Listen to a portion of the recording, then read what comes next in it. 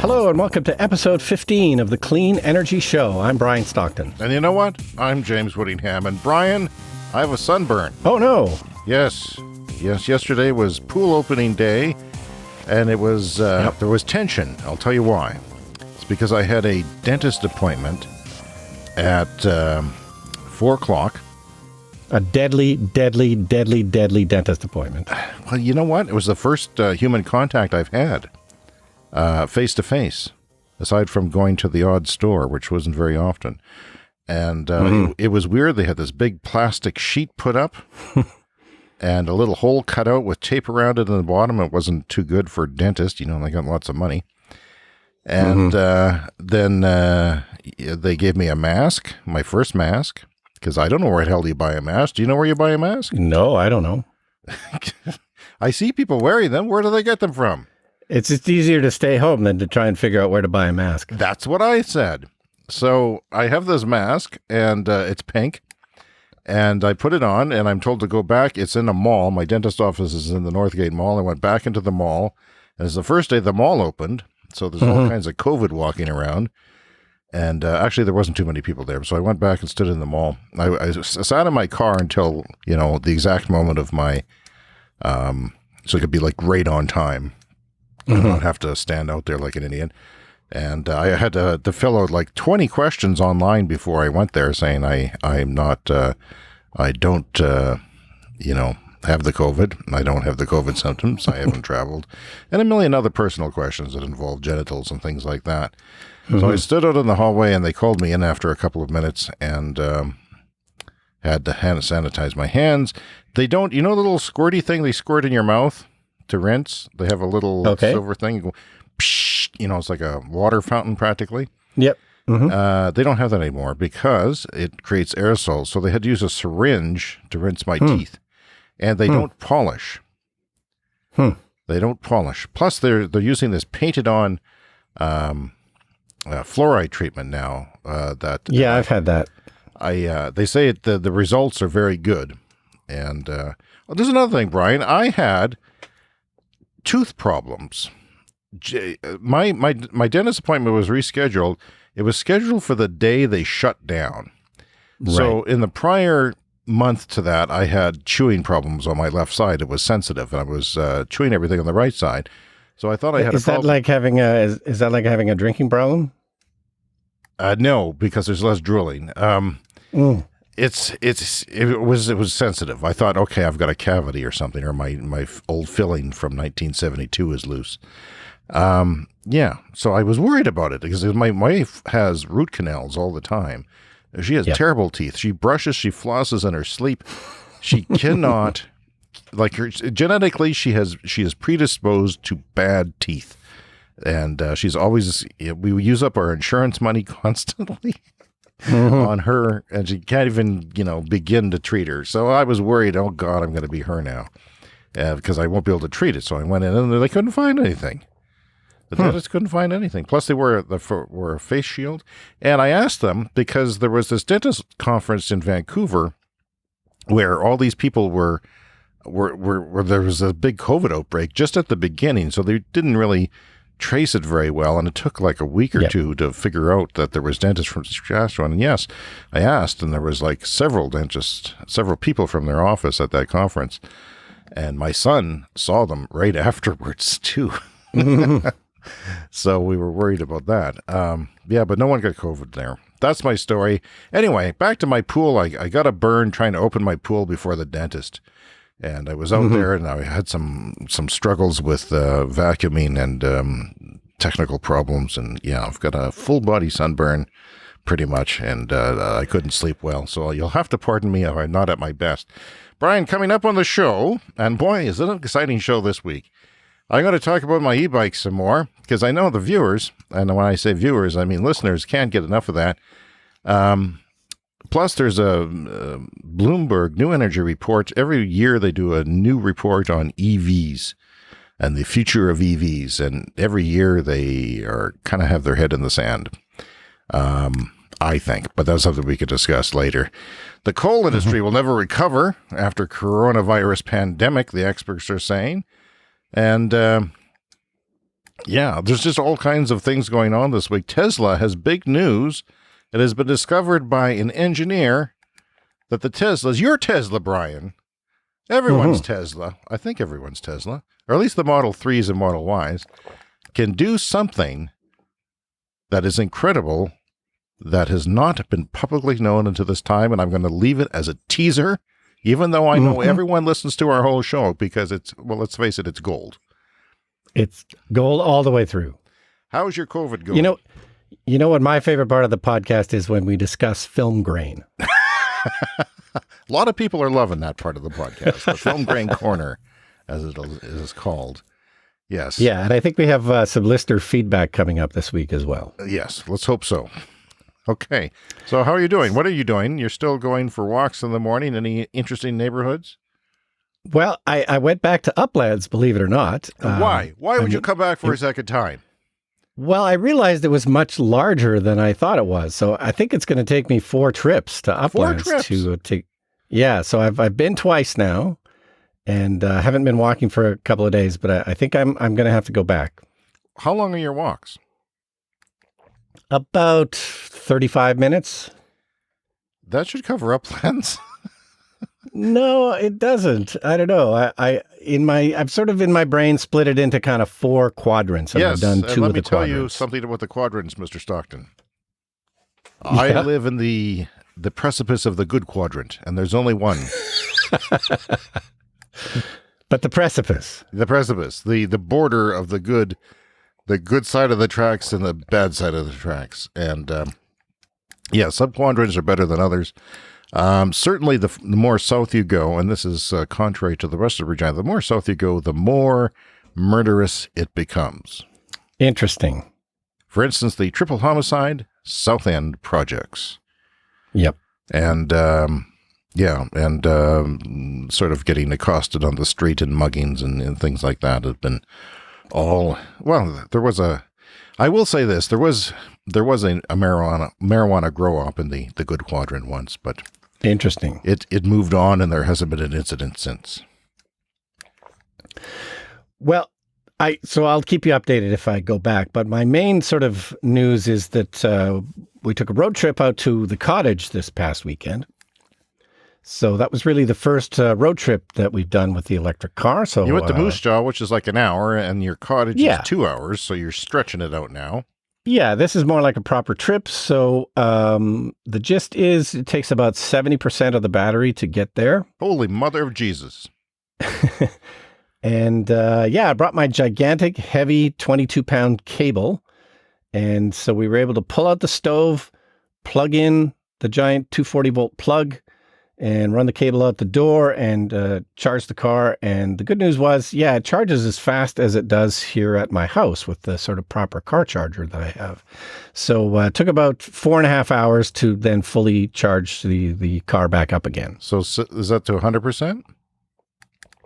I sort of did it in 2 sections, maybe 5.5 hours to 100%. I can't remember, but I did eventually take it up to 100 for the drive home. Remind the listeners what that would be with a normal household outlet, like a 110, how long that would take. Yeah, the normal 110 in my test adds about 6.5 kilometers of range per hour. So I think that would have worked too. Like we were there for longer than 48 hours. So if we had just simply plugged it into a household outlet for the whole time, that would have worked too. And as it turned out, because of the pandemic, we didn't go anywhere. So the car was literally in the driveway the whole time. So that wouldn't have been a particular issue. Where would you have gone? For what? If there was no pandemic, what types of things would you be doing? Oh, well, there's a couple of stores out there, little sort of general store, grocery stores. And they're not open? Often. No, they're open, but we planned it well. We got lots of groceries here in town so that we wouldn't have to go to any of the stores. That's the store where we found a chicken in a can. Oh, yeah. And it's a family joke because my wife has never laughed so hard as when we... Not when she saw it, but when I had a marshmallow at the fire later that night and said, it looks like a chicken in a can. You sort of had to imagine what that would look like. But yes, it's the biggest family joke. My kids try to bring it up whenever the possible to make my wife laugh, but it is the most absurd thing. Chicken in a can. I saw a YouTube video of someone trying to cook it, and it's pretty much as disgusting as you would think it would. Next time I'm there, I will look for chicken in a can. It's like it's like a large can of beans. One of those big can of beans. Yeah. Except there's a chicken inside and an animal dead sitting there in whole. Wow. Ah, God, that's disgusting. So I have a couple other stories from the lake. One was I like to shoot photos and time lapse of the night sky when I'm out there. Yeah, it's quite dark, right? It's real dark. So on a good night, you can see the Milky Way. And I can get photographs or time lapse video of the Milky Way. I couldn't see the Milky Way this time, so I just sort of pointed it kind of straight up at the stars, but I was kind of hoping to catch, so it was a time lapse that ran for about 3 hours. I was kind of hoping to catch the Starlink satellites that everyone's been complaining about, that they might be ruining the night sky. But in 3 hours, I caught about 50 different satellites, but none of them appeared to be the Starlink satellites. Do you know for a fact that they're over us? Well, no, I may not have been pointing the camera in the right direction either, but the word is, so Starlink is a subsidiary of SpaceX, and they've got these satellites in a constellation. Currently, there's about 400 of them, and they're going to eventually be offering internet service to remote places, and there's a public beta starting in about 6 months, and the word is it's for northern latitudes in North America, so basically us. So there's a chance that us here in Canada can get in on the public beta of this Starlink internet service, which I think is quite interesting. But I've been really curious if I would be able to see the satellites, because this is the concern with 400 satellites and they're all in a line. Is this going to kind of disrupt the night sky viewing? And, so far, didn't find them, but we'll see. I wonder, I don't know anything about satellites, but I'm wondering if they're like a fraction of the size of a normal satellite, and you'd have to have a good eye to see them, maybe. Or maybe they will sparkle at sunset. Isn't that the concern, that at sunset they'll be quite bright? Just after sunset, rather. It's going to just, depend on the sky conditions, like which way is the sun pointing and all those kinds of things. But you see a lot of satellites. When I do these time lapses, the satellites are quite frequent. Like I say, in about a 3 hour period, I caught about 50 different satellites, which is quite weird. I don't know. It's certainly way more than there used to be. But it remains to be seen if it's how much of a disturbance it's going to be. Well, I have some more questions about your trip. You had your peak rated stated kilometerage. My range of your Model 3 is 402 kilometers. That's right. So you jacked that baby up to 100%, did you, before you left? That's right. Yep. And you used 70% of that. So how many kilometers is that?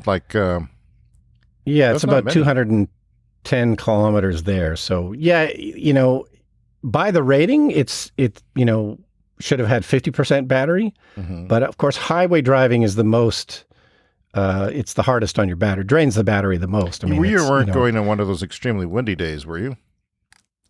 On the way home, it was quite windy. So that was the other thing I was going to talk about. That was quite fun, because when we drove home, it was really windy. From your back So there's a portion, pardon me? It was blowing you, right? Yeah. So the first leg of the trip, we go straight north. And so we had a direct tailwind. It was hilariously fast. Like, it was a super windy day. Yeah. So, we were just getting spectacular fuel economy, or whatever you call it, down to as low as like about 110 watt hours per kilometer. Okay. There's a chart that constantly, charts your progress. So the best efficiency we got was about 110 watt hours per kilometer. The average on my car on the highway is typically around 160. And then at a certain point near home, we had to turn around and drive straight south into the wind. And then the usage got up to about 200. So average economy is about 160, but with a stiff wind, you can go down to like 100, 110. And into a stiff wind, it's then back up to 200. And keep in mind, this is an extremely aerodynamic car. It's a sedan. It's almost a sports car looking thing. It's got a low profile. And imagine if you're driving what everyone drives, a giant SUV, which is blocky and not terribly aerodynamic, although they are improving that. Yeah, that's going to be a big hit for you too. Anyway, so... But yeah, I was... So what speed did you go on the highway? That's about 105 kilometers an hour. That's all? Yeah, the speed limit's 100. Yeah, but I figured you'd be pushing 115. I know the way you drive. You've got driving gloves. It's true. It's true. Were you going slow because you have an electric car? Were you holding back something? No. I don't want to get a ticket. I always go about 5 kilometers over the speed limit typically. Oh. Speaking of tickets, something bad happened in our house. We got a red light, a traffic camera ticket. Oh no! And it was in the Leaf. And this was actually a couple of weeks ago, and I was thinking, what's this? I opened it up. It had a picture of my car. And I thought, okay, it was a school zone that's by our house that we always go through in North Broad. And I thought, Jesus, I go through there 5 times a day. And one day, over the course of years, I'm going to screw up. Well, it was my wife. I was actually really relieved on a very personal note that it wasn't me. So you had to trace, but like it tells you what time it happened, and then you've got to go through your household and question everybody when they were using the car. Yeah, she looked at her work schedule and figured out that it was her, and she knew specifically what she was doing. Anyway, it was over $300, and it was very unpleasant. Oh, very unpleasant. I live in fear of that happening because we have a school zone right by our house, and of course, they all dropped. They used to be 40 kilometers an hour, and they recently dropped down to 30, which is terribly, terribly slow. So if you're going 50 now, which is the normal speed that we don't speed in our house, really, she was going like 53 or something. That's 23 over the speed limit, whereas before it was 13. That's why it's so damn expensive. Yeah, I live in fear because, and the camera in our school zone, it's right in the exact wrong place, and it's like you turn left at the traffic light, and just when you're speeding up, that's where the camera is. Like, and so you're accelerating, and then you realize, oh shit, I'm going 45, and then you bring it back down, but it's right where the camera is, and I live in fear of the same thing happening to me. It's just I've screwed up before, maybe once or twice, but the camera wasn't going at that time, but. They also have a little LED solar powered sign that says speed camera, just because they were getting so many tickets. Yeah, it just sucks, especially since there's no school and it was a school zone. Anyway, Brian. No, school's been closed, but they did not close the school zones. I have shocking Leaf news for my Nissan Leaf. I've decided this is a stupid story. I have to go back to reminding people that in 2012 we leased a Prius, a brand new Prius for 5 years. My wife used it for her work, and in 2017 we got another Prius leased for 5 years. This time, my wife uses it for work, and by the way, it's hilarious because they pay her because everybody else drives SUVs at her work. They just assume it costs that much. She's making a killing off of not spending money on gas. Because it's costing her a fraction of what they do. So she's making hundreds of dollars. I hope they're not listening to this because they'll redo that. But it's kind of funny. If you are using a car for work, you should be using, the most efficient one you can anyway. But so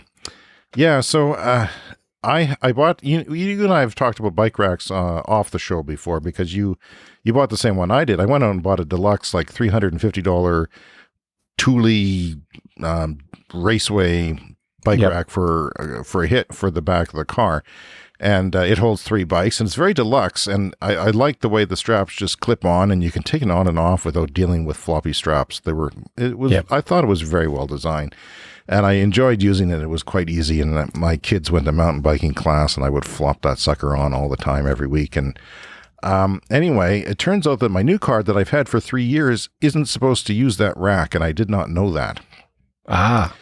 So I risked wrecking the glass because it's got a different hatch on it than the last. Oh, yeah. Prius, and it's got it's just going on to glass, basically, instead of whatever trunk hatch metal might be there. And apparently this is quite common now. And the problem with the Leaf, why it doesn't work in the Leaf, is at least have as a plastic spoiler. So both cars don't really take bike racks. Yeah. At all. Like they're not certified. None of these bike racks that are out there are certified. There is one for the Prius, and it's like $250, and it looks awkward to use. And and I had this realization one day this week that I could have wrecked my car, and I can't. Now that I've got the heavier electric bike, I've been ready to go places. And so the shocking news is that I'm going to have to park my Leaf for the summer, and I'm not happy about that. Mm-hmm. Having said that, though, we're not using the damn thing very much, and it's just incredible the amount of. I can go for days and days without plugging in. It's just totally different than the wintertime. It's like, especially it got hot yesterday here, but you didn't have to use air conditioning until yesterday, really. Like I wasn't using air conditioning, so no heat, no air conditioning. The car would go forever. The battery was at the right temperature. And, anyway, I have two options. One, I could put a trailer hitch on the Leaf at great expense, like... Mm-hmm. The hitch itself is like $150, but I'd have to get somebody to install it. But I have this SUV that the Leaf replaced that I was using just for camping. So it's a big 2003 Acura SUV. It uses premium gas. It is old. But the good thing is that gas prices are cheap. So I get that going for me. But I'm not happy about it. So I'm also trying to just get through this damn COVID thing and have some... there's nothing for us to do. We can't really go camping because the showers are closed on the campgrounds. Oh, yeah. I found that out yesterday. And if I can't have my shower, I can't camp. I'm sorry. There's physical reasons for that, and I can't do it. I have to plate the SUV, and we have... the hitch bike racks for it. So they're sturdy. You can throw anything you want on there, 4 bikes. Yeah. And I got a used one for $100 last year, a good brand name one. And that's how I'm going to have to get around. So we're going to take our kayaks out for day trips. And my wife is very disappointed that we can't go anywhere this year. We're going to have to do day trip vacations, I think, unless something changes. And what do you think? I don't think, you were talking about going to Vancouver last week, but really, can you do anything in Vancouver? Not currently. Yeah. It's sort of like July was when I was planning a trip, but that's really still kind of up in the air. I may have to cancel that, but maybe I can loan you the keys to our cottage, James. And the showers aren't great, but at least we have one. You do? Yeah, we have a water system there, yeah. So I would rent a campsite and go to your place for a shower? Yeah, or you can just camp in our driveway, or, Is that possible? We'll work it out, yeah. We'll see what we can do. What kind of driveway do you have? I want everyone to know. It's a gravel driveway. We've had people camp in the driveway before. Do you have neighbors who would get upset at this sort of thing? Because I snore. We would just let them know what's happening, and I'm sure we could work something out. There's this homeless guy I know in Regina. He's bringing his ratty old tent trailer out. Okay. Yeah. Well, we could discuss that later. What do you want to talk about this week, Brian? Well, just on the topic of bikes, the New York Times is reporting that there is a very long wait list now to get a bicycle. People have been buying bicycles like crazy during the pandemic. Ladies and gentlemen, you heard it on our show first. I've been breaking this news for weeks. I tell you. And there is some thought that this could permanently change some people's commuting patterns. People don't want to commute on public transit, so those people are buying bikes, and people just need to get around. Bikes are a good way, and of course, e-bikes are an even bigger way. But yeah, bicycle stores, bikes are selling out everywhere. They can't keep them in stock. The base bikes are all sold out, and I've read that it's like double last year's sales, and for this time of year, Yeah. and I know that Walmart briefly had that bike that we talked about before back in stock, but not online in the local stores. But my bike has been in and out of stock. That's online. They can't keep those in stock either. So and yeah, I don't know. Like I think that if I lived anywhere warm, it would really make sense. Mm-hmm. It would really make sense because you just blow through traffic. And I will say this: I have a little story. I took my bike out on a gravel road and left the city for the first time. And here's what I did: I took a good fork off my old bike, which was a nice bike. It was like a $3,500 brand new bike, so everything was good on it. I had a good fork, but it was only 26-inch, and in order to get the proper sizing for me, I had to buy a 27.5-inch wheel. They have 3 wheel sizes now for mountain bikes: 26, 29, also called 29ers, and in between they have 27.5, which gives you the best of both worlds. Well, anyway, they didn't change the frame so much on my bike when I ordered it. You had to order a different wheel size to get the right fitting for you. That's the way some of these e-bikes, a lot of these e-bikes are being done for some reason. So I have an odd size wheel, and I had to put a smaller wheel on my front. So what I did is I went to Canadian Tire and bought a tire for $25, the biggest tire I could find. So it just changed the geometry of the bike. So I put a bigger tire, and it made it just raise up a bit, and also matched my back tire a bit better.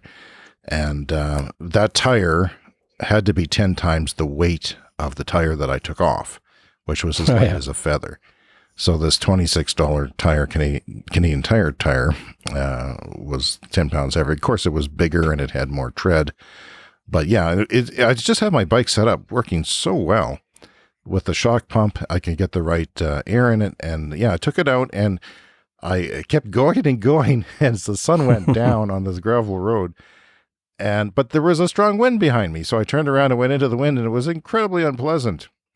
And my battery bars went down 2 bars once. One bar was not going down at all, and all of a sudden, bloop, 2 bars, and I was left with one, and I was panicking that I was going to be stuck out there. It all worked out. For some reason, Brian, it asked me to deplete my battery on my e-bike every month to right down and then charge it right all the way up. I don't know. I figure that has something to do with the calibration of the battery management system or something like that. Yeah, that sounds right. So so going into the wind, did it have enough power then? It did, but it made a difference. I mean, keep in mind, I weigh 1,000 pounds, and I'm also in a very upright position. Like it's a very comfortable. I have the handlebars and everything set up to be a very comfy position, not leaning over too much. So you're like a giant wind sail. I'm like a kite, yes. Yeah. And by the way, if you put a sail on your Model 3, you really would have gone quickly. There's an idea. It doesn't seem out of place because there was a patent out this week for, I think, was it Ford or GM that had a patent that had this inflatable dome that went over their car with solar on it? Yeah, with solar panels. Yeah, you press a button and it deploys from the roof. Like a James Bond film or something. Yeah. I don't see that coming to market, do you? No, it doesn't seem, But they patented it anyway. Excuse me, I have COVID. Musk had one time, I call him Musk now instead of Elon because he's lost credibility with me. Not you, no. I mean, I know you used to be on a first name basis because he replied to one of your tweets one time. But that's over now because he's crazy. And I can't trust him. I would not go up in one of his spaceships if he let me. No. But nah, they seem pretty safe. Anyway, that's my e-bike story. And Brian, I thought that I was not getting any exercise. I was like ready to give up on that. It was not getting me in shape until I went on that out of town trip. And I find that you have to pedal at just the right speed so that you're using a little bit of power, but not the whole power and not no power. And you have to find that sweet spot in your speed. and it's actually kind of challenging on an entry-level e-bike. Okay, I think you didn't finish your story about Musk. Oh, I don't like him. Oh, that's all? No, he was talking about having a solar panel deployed. He said solar panels don't make any sense on cars because they're not efficient enough for the amount of space that they can cover, but there's been a lot of improvements in solar. And he also said you'd have to have something that unfolded, and he considered that at one time. He said something we might consider one day. Yeah, something that unfolds and then points directly at the sun and can kind of track the sun as well. Oh, God, tracking the sun, that's a bit much. But the Cybertruck, it sounds like the Cybertruck will have an option with solar panels for the cover for the back bed of the truck, which is interesting. Yeah, if you're parked all day on a work site or something like that, it'd be... well, how much did he say? It was like 30 kilometers a day or something? It was more than... Yeah, maybe something like that. I mean, but technically, depending on how far you lived away from somewhere, you could practically drive for free, which is, Oh, yeah. If you had a short commute, it would absolutely the sun would be enough for you. And 30 kilometers in a Cybertruck would be 60 in a regular vehicle, if it was ever possible. I suspect one day they'll get there. So I got a pizza delivered yesterday. Go on. And the pizza delivery guy spotted the Tesla in the driveway and wanted to talk about it. Oh. And did he have a mask on? No, he did not have a mask on, but we stayed fairly far apart from each other. Yeah, sure. So yeah, he just was wondering like, what's the range like? And I said, it's 400 kilometers. And the more expensive ones are like 500 kilometers. I'm like, oh, that's pretty good. And he said, yeah, he was interested in the Cybertruck because he'd heard about that. And, he said that it was kind of ugly, but I think he was talking about a family farm or something. Uh-huh. But, they have trucks and their fuel cost is $1,000 a month. A month? For these trucks that they have. Yes, $1,000 a month. So if you've had, a couple of pickup trucks and you drive a lot, absolutely, you're going to be spending $1,000 a month on gas. So he was very aware of how much he would save on fuel if he got a Cybertruck. So he wasn't crazy about the looks. But this is starting to trickle down, I think, to the average people that realize people who drive a lot. If you drive a lot, if your fuel bill is high, you are an excellent candidate for going electric. And, a farm like that would be where you have multiple vehicles. And let's face it, tractors are perfect for electrification because of the torque and the individual wheel movement. Everything but combines, I figure, because combines you don't use every day. And you want them to go 24 hours a day sometimes. So everything but combines on the farm would be perfect for electrification. And it seems like just a perfect opportunity to have a solar array set up on the farm. And because if you have a fleet of like 5 vehicles, say a tractor and a couple of trucks and whatnot, you set up a solar array, it's going to pay for itself if you can, invest in it. And maybe if the government helped you finance these things, that it would make such perfect sense. Not only to use electricity, but to generate it yourself and save even more money over the long term. Yeah. And this is the thing I think people are starting to realize is that all of these electric products, they might cost a little bit more up front for now and getting cheaper, but they cost a little bit more up front, like getting solar panels costs more up front, but in the long run, it's cheaper. And this is why people are going to switch. They're not going to switch to save the planet. They're going to switch because all of this stuff is, in the long run, cheaper. Yeah. And as I've said 1,000 times before, it may not be Joe individual who does this, but when it comes to bottom lines, you either adapt or you get out-competed by the competition. And if you want to throw money away on a farm, that's fine. But you're also spending a lot of money on maintenance, too, especially with tractors and things, that it would probably go down in time and money once all these things get electrified. Yeah, absolutely. Which brings me to the Bloomberg New Energy Finance EV report. They're saying that new combustion car sales peaked in 2017. Okay, I'd heard 2019, but that's interesting. And I was hearing 2019 too. And the more they look at the data, the more they start to sort of adjust things. Although it's arguable whether it doesn't really matter if it's 2017 or 2019. Let's say it is 2019. The fact is that it's peaked, and which is amazing. And I think part of that is the gig economy with people using apps and young people trading in cars and not using them anymore. E-bikes certainly would fill the gap for a lot of people because they work amazingly well. And e-motorcycles, if you're into that, or e-scooters. So EV sales are going to fall 18% in 2020. And that is the first time that EV sales have not been growing in the last 10 years. And that, of course, is due to COVID and the economy. However, combustion sales, I think, are around 26% down, is what they're predicting. Wow. So it's like when China was having problems with trade, EV sales went down there, and everybody was saying, oh, it's the end of the world if they're not going up. But, combustion cars went way down. So EVs are actually outpacing the people. If you're buying a car, you're probably buying an EV like you instead of getting excited about a combustion car.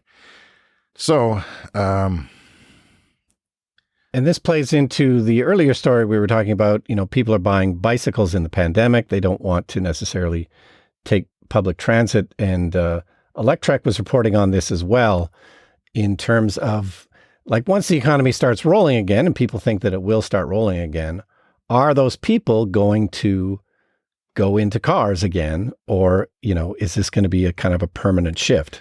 And are more people going to work at home?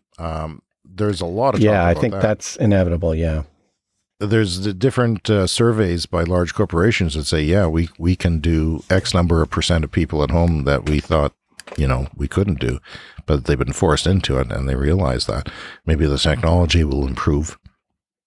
58% of new passenger cars will be electric by 2040. This is where I disagree with Bloomberg, Brian, because if you get to 58% of anything, it's long going to have tipped. You can argue where the tipping point is, where there's 3% or 6% or 9% or 15%, but it usually isn't anything above that when a new technology takes over. So it's like saying, well, I think, by 2030, people, will have smartphones, 58% of people. No, when it reaches a certain point, everybody has a smartphone.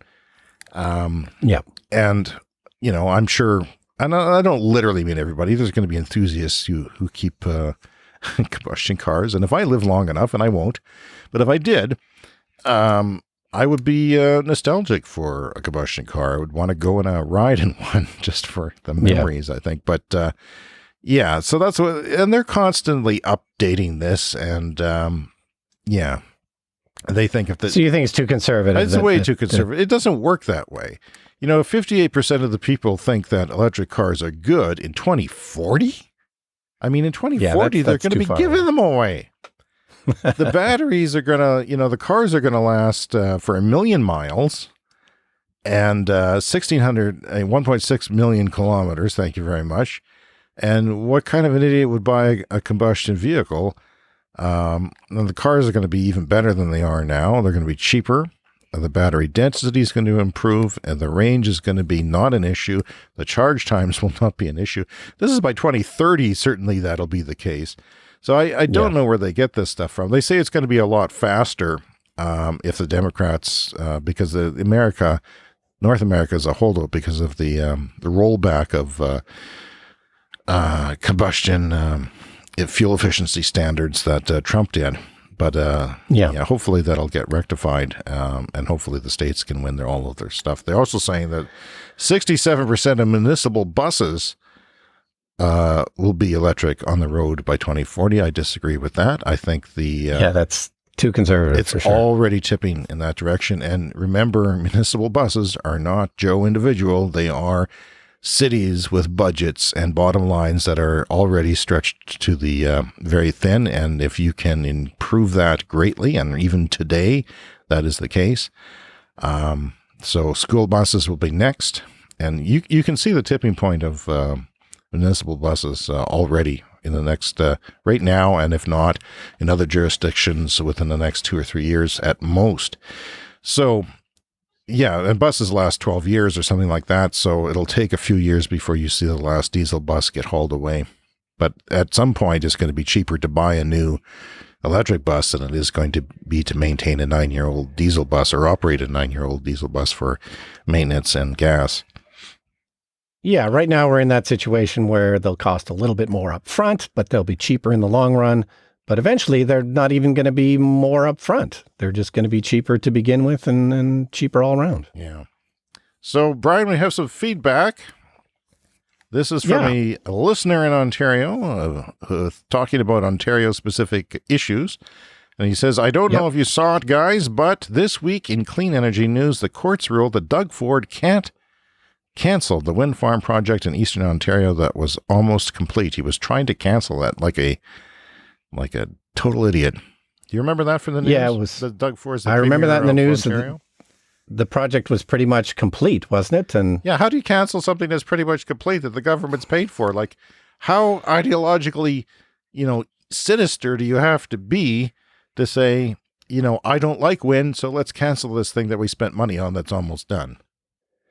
Yeah, so what's going to happen now? Well, the thing's going to get completed because the court said it can, and Doug Ford is just going to have to go back to dealing with the COVID. Wow, well, that's good news. Yes, and thank you for that feedback. And let me use this opportunity because we love feedback, don't we, Brian? Yeah, we love it. Now, he doesn't sound like he loves it, but he does. He's not being sincere at this moment, but we love feedback. And cleanenergyshow@gmail.com. You can leave us a voicemail message on speakpipe.cleanenergyshow. And CLN Energy Show on Twitter is where we get a lot of our feedback from, isn't it? Absolutely. You don't tweet. You're not a tweeter, but you do follow the Twitter. I do look at it, yes. And I've gotten some great tips off of the Twitter for the show. Oh, that's good. Wow. Brian, I'm out of things to talk about almost. Well, we didn't talk about Tesla and their bi-directional charging capability. Right. That is the big news of the week. Shocking news, you could say. And I'm not trying to be none funny. None of it is official news because we're still waiting for the Tesla Battery Day, which has been delayed a couple of times now.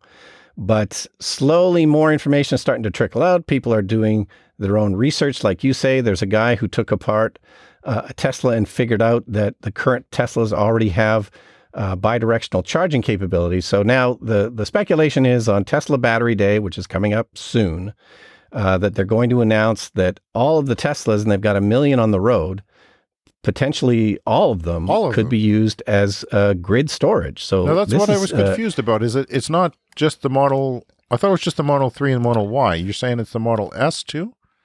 It could be. We don't know for sure. We won't know till Battery Day, but certainly at a certain point, they started planning for this, and they're going to be able to flip a switch in the software, and all of these currently, million Teslas on the road could start to be used as grid storage and could be used.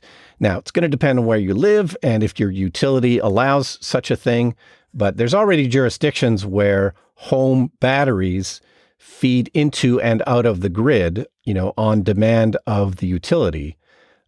So this is potentially huge news because the installed base of Teslas, if they all start getting connected to the grid and working in this way, it's a massive energy project that Tesla would have control of. That was sitting around in stealth that nobody knew about. Let's be more specific, though, about what bidirectional charging is, because some people won't know what that is. Can you explain that?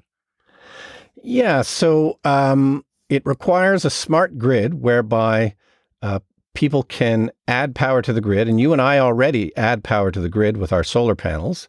And basically what happens is on our houses, our power meters just run backwards, and we get credits for the power that goes into the grid.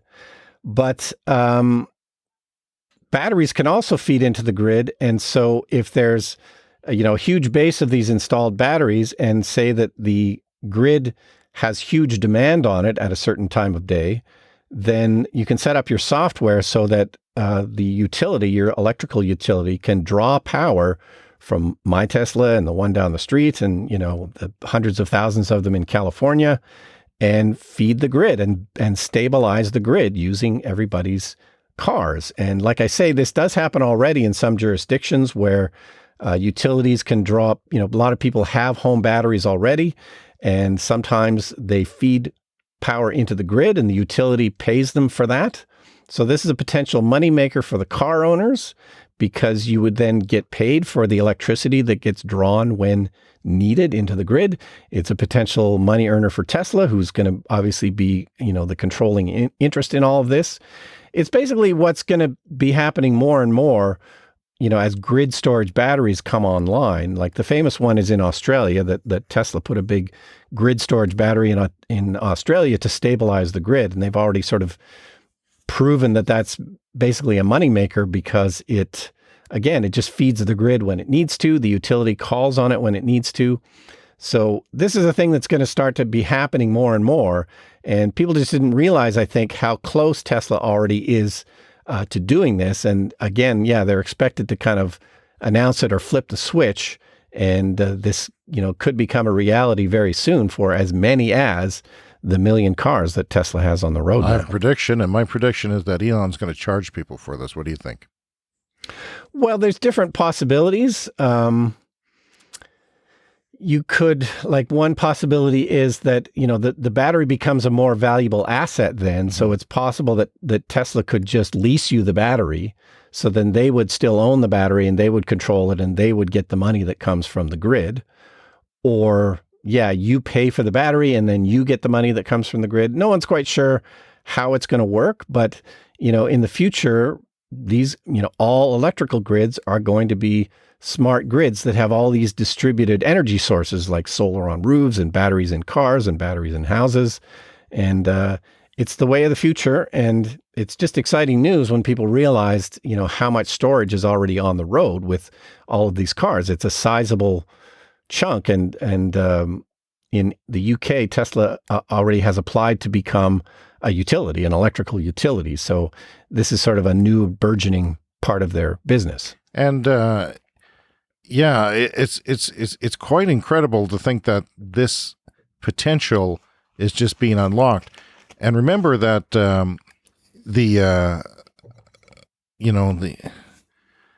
it's just everybody has it, and the Model Y hasn't even been released yet. And they're talking about the Model Y outselling the Model 3. So if you're doubling or tripling the fleet in the next few years, that's just an incredible. I mean, it's like everybody has a Tesla Powerwall in their house for backup power too, because that's one sexy incentive here is during power outages, it could power your house if you have the right equipment in place, right? Yeah, and people have these home batteries already by Tesla and other people, but they tend to be smaller, like 5 or 6 kilowatt hours, whereas a car battery is 50, 75, or 100 kilowatt hours. So it's already a huge, much bigger storage than most people have who have these types of batteries in their homes. So it's just unlocking an enormous potential, and the potential to power your own house during an outage and all that kind of thing. Like I said before, it's going to depend on your utility. Like they've got to be prepared to accept it and be interested in accepting it. As long as people are still connected to the grid, it's going to need to be coordinated with your local utility. So it'll remain to be seen how it's going to work here or other places. Yeah, and of course, where we are is kind of late to the game in a lot of places when it comes to this sort of technology. However... Yeah, we'll be late for this happening. I think that... it's got a lot of potential. And, I don't pretend to understand the power grid, but there's two issues at play here. One is there's a peak demand period every day that they have to sort of ramp up for. So that costs them lots of money to ramp up that power. And the other issue is that they just need extra energy really suddenly to go back into the grid. And if you have that from a bunch of cars, it saves you somehow millions of dollars. Like if you have a battery backup, it somehow saves you. I don't know how that works or where the expense comes from, but they need energy on demand. And maybe it's not all day long. It's just like for 5 minutes or something.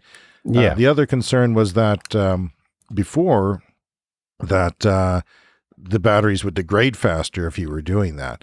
But if you have a 1,000,000 mile, 1.6 million kilometer battery, it's not going to be an issue. Plus, you're making money off of it. So, yeah, there's all kinds of potential stuff going on here. And it's yeah, and that's the other thing we're waiting for Tesla to announce at Battery Day is that their million-mile battery. So it's going to last 2 or 3 times longer than their current batteries. So yeah, that is one caveat that, possibly the batteries in my car, I wouldn't want to attach to the grid in this way because it's going to cycle the battery more often, and it means, the battery's not going to last as long. But yeah, absolutely for the future, the million-mile Tesla battery, which we expect them to announce soon, it's going to be better. It's going to be cheaper. It's exciting news for sure. Now, by the way, that Battery Day announcement, unfortunately, due to the pandemic, he just said this week, Elon, there I called him Elon. Elon Musk, Mr. Musk, said that they can't do it. They want to do it in person, and it's been delayed again. So it's going to be June. They're thinking about having an online section in June, but they also said it was important to see it in person. So they're going to have an in-person day at a later date, perhaps August or later. So unfortunately, we're very anxious because this is the biggest story in the clean transition of technology here is what will these batteries have? And I think GM came out yesterday, Brian, and said that, they've got a million-mile battery too pretty soon. So they're trying to step on Elon's announcement, I guess. And the way the grid works now, as I understand it, as much as I understand it, so you are correct that there are peak demands at certain times of the day. And so what utilities have now often is a natural gas peaker plant. So it's a natural gas plant that they only turn on when they need the power. So this is a thing that's going to go away. It's starting to go away in California already. They've started to install lots of grid storage batteries, and they've basically replaced some natural gas peaker plants with batteries. So there's just this potential for the whole Tesla fleet to, again, do the same thing. If there's enough of them out there attached to the grid, it'll be able to replace things like these natural gas peaker plants. Well, we're going to keep an eye on this story, and I want to have a shout out to Paul, who sent us that email. I'd like to say hello to Don in Toronto, whose kids did not believe that the podcast he was listening to was actually addressing him personally. So yes, kids, your dad sent an email to the show earlier, and we did address it. We do know who he is. He is a very significant person and should be respected at all times. Absolutely. I'm James Whittingham, and this has been another edition of the Clean Energy Show. Brian, I look forward to next week. I don't know what's going to happen. We'll see you then.